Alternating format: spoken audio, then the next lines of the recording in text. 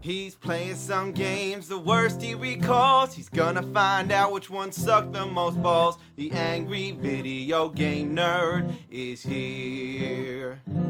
Oh, he's making a list and checking it twice. He's gonna go home and eat chicken and rice. The angry video game nerd is here.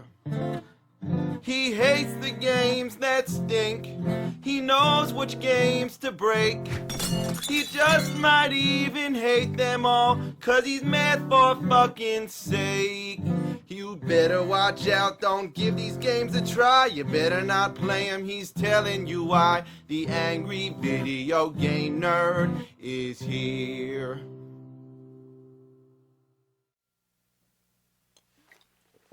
Welcome to another sacrilegious Christmas fuckfest.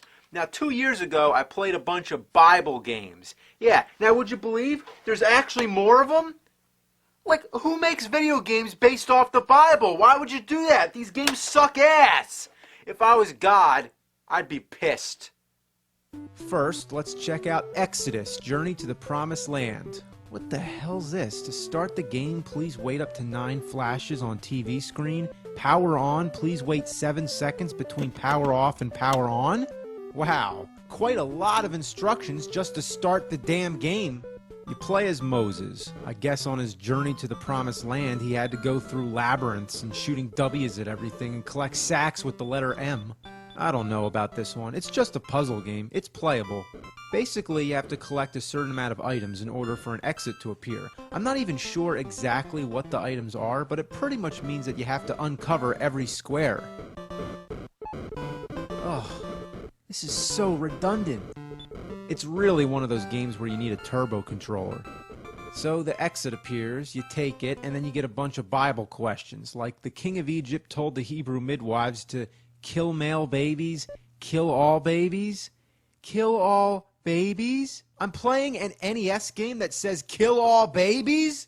And you know what? That's the wrong answer, so that obviously means it's something they made up. Kill all babies! So for every question you answer correctly, you get, what else? A Bible, and then you get a violent picture of somebody being whipped, and then it's on to the next level. Oh, this is so monotonous. Obviously I'm going all the way in the middle. Oh no, now I gotta go all the way back. Oh, fucking hell. This is ridiculous. So then I get back out, I finish up all the crap I gotta do. Oh, so I guess it's the question marks I gotta get. And then what? Where's the exit? Oh, it's back over there? Oh my lord. I've had enough with this shit. Alright, next up, let's try Noah's Ark. Haven't we played this already? Remember in Bible Adventures, there were 3 games, one of which was Noah's Ark, that stupid shit where you're picking up stacks of animals. Then, of course, there's the infamous Super Noah's Ark 3D, the only unlicensed Super NES game, which happens to be a clone of Wolfenstein, where you're going around shooting goats. So now we have yet another game based off of Noah's Ark. But there's something very different about this one. What's that? It was actually licensed by Nintendo. Who made this?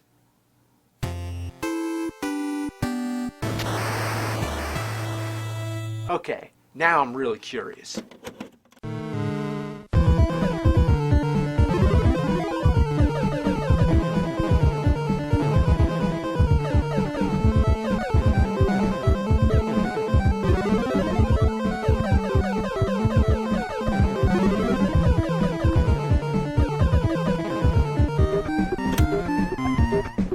Okay, who would have thought this would actually be decent? Well, it was only released in Europe, which means it's in the PAL format, and it can't be played on any North American NES, unless you have the top loader. That plays anything. The game's not bad, but it's fucking weird. Why are there Native Americans in Noah's time? And why does he turn into a fish? If he and all the animals could turn into fish, they wouldn't even need the fucking ark. Also, it's generally a pain in the ass because enemies can drain half your life bar with one hit. Even the tiniest things such as bees, which take almost all your life. And there's lots of things you can't even touch at all, or you die instantly. This makes it almost pointless to even have a life bar. Also, there's hidden bonus stages, but if you find one of them, it doesn't bring you back. So rather than returning you to the game where you left off, it puts you back at the beginning of the stage, which is fucking bullshit. But overall, I would at least go as far to call it a game. Alright, what's next? Oh, Joshua. This one looks fun, right? Oh no. Doesn't this look familiar? It's the same thing as Exodus. Well, that scratches that off the list. What's the point of discussing the same game twice? The only difference is that you're Joshua, I assume, and that there's a voice. Be courageous, Joshua. But what's even stranger, this game is a copy of a game, which is a copy of another game, Crystal Mines. Damn. Well, here's a little history lesson. Color Dreams was the company making all these unlicensed games for the NES, like Captain Comics, Secret Scout, and Raid 2020. Maybe I'll review that in the year 2020. Anyway, Color Dreams, for whatever reason, decided they wanted to start doing Bible games, now under the name Wisdom Tree. Essentially, they were recycling some of their old Color Dreams games and adding Christian themes. For example, here we have Menace Beach, which was turned into Sunday Fun Day. Let's check it out. So this is Menace Beach. Basically, you're some kid on a skateboard trying to rescue some girl. It's plagued by god-awful control, a pathetic attack range, and the most annoying level design I've ever seen. But the most interesting thing about this game is that between each level, you see your girlfriend begging you to rescue her, and each time, her clothes gradually disappear. The first time playing this, I didn't even realize what was happening. She says, "I've been here so long, my clothes are starting to rot." Seriously, that's the only explanation. I think she would die of starvation before her clothes would rot. But the funny thing is that it's a strangely effective way to get you to play the game, because just for curiosity's sake, it makes you wonder how much of her clothes are going to come off. It's like, hey, we got this horrible, shitty game, but there's a girl taking her clothes off, so you gotta keep playing. How'd this turn into a Bible game? Well, let's find out. Here comes Sunday Fun Day. It might interest you to know, this is actually the last game ever made for the NES, and it was as late as 1995. Oh, no, there's 3 games! Oh boy, well, let's try them all. Here's Fish Fall. Okay, you're a hand trying to grab falling fish and throw them up into a floating basket. What does this have to do with the Bible? What does catching parachuting fish and throwing them up at an electric eel, have to do with the Bible? Oh, okay, it's got some Bible verses thrown in. Now it makes perfect sense. Okay, let's try For Him. What? It's karaoke? Oh, please. Now that I've wasted my time with all that, let's play Sunday Fun Day. Well, it's identical to Menace Beach. Just look at the title screens. It's the same exact game. Now, there are a few minor differences, but we'll get to them as we go. Instead of trying to rescue your girl, you're not even going to believe this when I tell you. You're trying to get to Sunday school. Yeah. Now, as much as that's the dumbest idea I've ever heard for a game, what I don't understand is why that's so difficult. Who are these raging atheists that don't want you to go to church? It's bad enough that the entire town's trying to stop you, but what's with the flying clowns, the old ladies coming out of boxes, and animals coming out of sewer holes?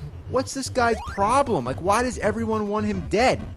I'd say he's having quite a day. And the funny thing is, he probably gets to church and doesn't even mention it. Like, oh, what'd you do on this Sunday morning before church? Oh, well, I flew on a balloon that I got from some clown, and then I went through the sewers and beat up a bunch of plumbers. I hopped on some frog and bounced around on a bunch of springs and shit. Then I threw a bomb and blew some guy's fucking face off. Yeah, look at the face. Oh, God, that's so violent. Now, instead of the stripping chick, you get this annoying bitch who does nothing but nag you. Get your ass to Sunday school! The only other thing I've noticed that's been changed are some of the enemies. Ninjas are now kids, and these Elvis-looking guys are now plumbers.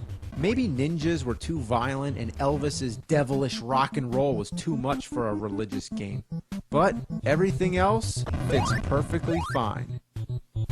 Why does a bird come out every time you kill someone, and why do they turn from white to black? Kind of like a reverse Michael Jackson. Your attack is so pathetic. It seems you have to keep skating past people while tapping the button, and I never figured out the right timing. It's just luck whether you hit them or not. What are you supposed to be doing anyway? Just spinning around? Look at this. I'm still trying to hit this guy. Finally. Oh, fuck. Another real piss-off is that it keeps going dark. Seems like I'm running into that problem a lot with games lately.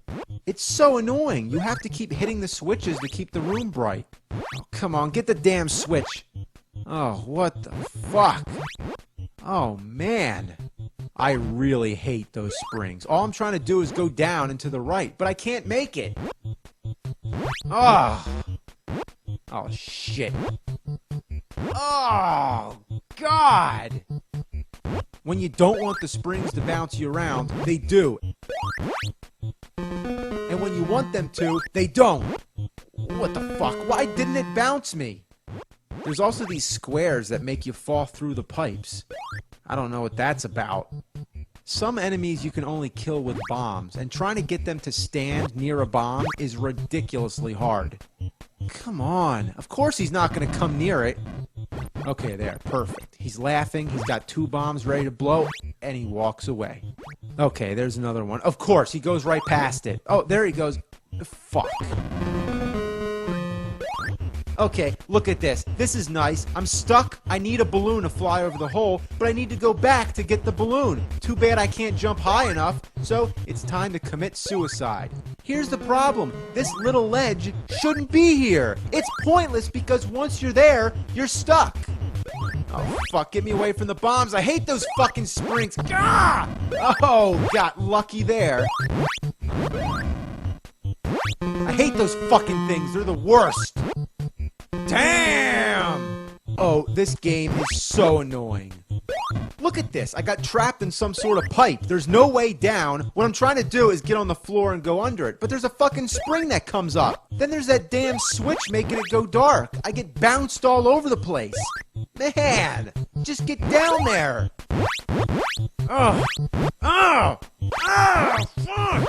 I'm surprised. This game is actually really hard. It's one of the hardest I've ever played.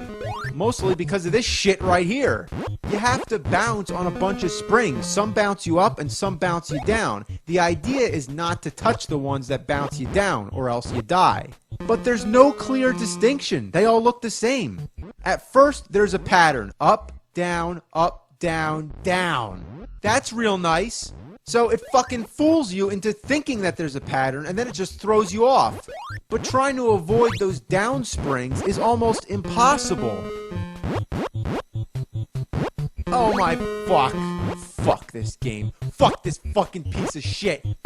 Oh man, I'm doing good. Holy shit, I might actually make it. Fuck!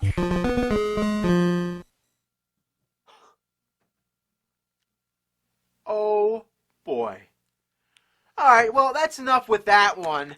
It's time to wrap things up. I got something to blow the lid off the crap barrel. Time to flick the shit switch, turn up the diarrhea dial. It's Bible games on CDI. Yeah, we're living on the edge. More like living on a prayer. First, we have Moses, the Exodus. Honestly, there's not much to say. It's basically an educational tool with some games thrown in. First, there's Pyramid Pursuit. This is the main game. Basically, you're exploring a pyramid. It's a point-and-click game, but not a good one that actually makes you think. This one is a no-brainer. It flat out explains what you're supposed to do. Go this way, go that way. The voices are the fuckest baloney shit you'll ever hear. I'm an idol worshipped by many. There's someone downstairs who worships me. What is it, a robot? But let me give you a quick tour of the other stuff. First, you have this animated story about Moses. Moses trusted God. He knew that no matter what, God would take care of him. Then you have Tell Me More, which is basically just more history lessons about the Bible. In the time of Moses, a sacrifice might be an animal like an ox. Then you have the Bible, which is just scripture from the Bible. Then you have the Playroom. The first thing you'll notice is the sing-along. It's just a bunch of karaoke songs. Moses and me, we've got a choice to make. Leading the way, I've got to do it. But tell me, why is Moses and me graffitied on a wall? Then there's a slider puzzle. Nothing to say about that. Then there's the coloring book, and this is where things become really ass. It's kind of like Mario Paint, but really hard to control. Seriously, your pointer just jumps all over the place. And what the hell's going on here? Leprosy? That's nice. Then there's this connect the dots bullshit. If you miss the dot, you get this irritating voice. Whoops. If you get the dot, Whoops. you get the irritating voice. Yippee! And it never fucking stops. Yippee! Yippee! Whoops! Yippee! Yippee! Yippee! Whoops! Yippee! Is that really necessary? Like, what are they, fucking crazy? Well, anyway, that's about all there is to say about that. The other two games are the same deal. They all have the same puzzle games, sing-along, and all that. The only real difference is the main games. David and Goliath has this board game. I am Goliath. You've landed on Goliath's square. That'll send him back. It doesn't make much sense because you never see the entire board, so you don't know where Goliath is. That's like if you were playing Monopoly and you put your face up to the game. You never know what's going on. The last game, Story of Sansom, has a game called Riddler's Race. So was the Riddler in the Bible? I didn't know that. So basically, you're a harpist on your way to play the harp at Sansom's wedding. But there's a bunch of people after you, and if they catch you, you have to answer a Bible riddle. Yep, that's it. Alright, well, I think I'm done. There's not really any more Bible games, or at least ones that actually qualify as games. There's one on Game Boy called the King James Bible. It's extremely rare, but all it is literally the whole Bible on a Game Boy cartridge. So I'm going to draw the line right there. So have a happy holidays and all that good shit. Merry Christmas to all, and all a good fucking night. He's playing some games, the worst he recalls. He's gonna find out which one sucked the most balls. The angry video game nerd is here.